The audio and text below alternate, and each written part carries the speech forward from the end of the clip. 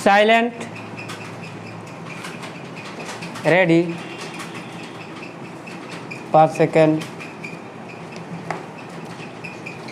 Start. Iran और Israel के बीच निरंतर बढ़ता तनाव अब युद्ध तक पहुंच गया है और दोनों ओर से हमले भी शुरू हो गए हैं। इस हमले में छत के बारे में परस्पर विरोधी दावे भी किए जा रहे हैं। कितनी क्षति पहुंची है, इसके बारे में वास्तविकता सामने नहीं आई है, लेकिन एक गंभीर चिंता की बात यह है कि शनिवार को होर्मुज की खाड़ी के निकट हेलीकॉप्टर से आए ईरानी कमांडो ने उस इजरायली पोत को अगवा कर अपने कब्जे में ले लिया, जिसमें 25 सदस्यीय चालक दल में 17 भारतीय नागरिक भी सवार हैं।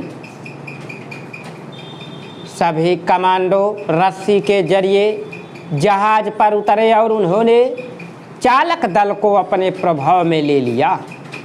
इस जहाज का संचालन लंदन की कंपनी जोडैक मैरीटाइम करती है।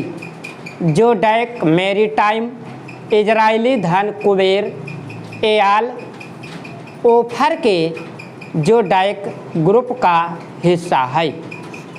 कमांडो कार्रवाई का वीडियो भी वायरल हुआ है। पोत का अगवा किया जाना निंदनीय है। इससे समुद्री सुरक्षा व्यवस्था भी प्रभावित होती है। अब सबसे प्रमुख प्रश्न 17 भारतीयों की जीवन रक्षा और उनकी सुरक्षित रिहाई से संबंधित है। इन भारतीयों की सुरक्षित स्वदेश वापसी होनी चाहिए और इसके लिए प्रयास भी शुरू किए गए हैं। भारत सरकार तेहरान और दिल्ली दोनों स्थानों पर राजनयिक चैनलों के माध्यम से संपर्क में है। इसके लिए भारत सरकार को कूटनीतिक प्रयास करने होंगे। ईरान और इजराइल के बीच युद्ध के हालात को देखते हुए भारतीय विमान ईरानी हवाई क्षेत्र से नहीं जा रहे हैं। इन विमानों के लिए वैकल्पिक मार्गों का उपयोग शुरू हो गया है। भारतीय विमान यूरोप और मध्य पूर्व के लिए अपना रास्ता बदल रहे हैं। ईरान और इजराइल के बीच हालात और बिगड़ सकते हैं यदि दोनों देशों ने संयम से काम नहीं लिया तो स्थिति भयावह हो सकती है। रूस, यूक्रेन और इजराइल तथा हमास के बीच युद्ध पहले से ही जारी है। अब युद्ध का तीसरा मोर्चा भी खुल गया है। ईरान ने कहा है कि यदि इजराइल ने जवाबी हमला किया तो हम उसका और मजबूत जवाब देंगे।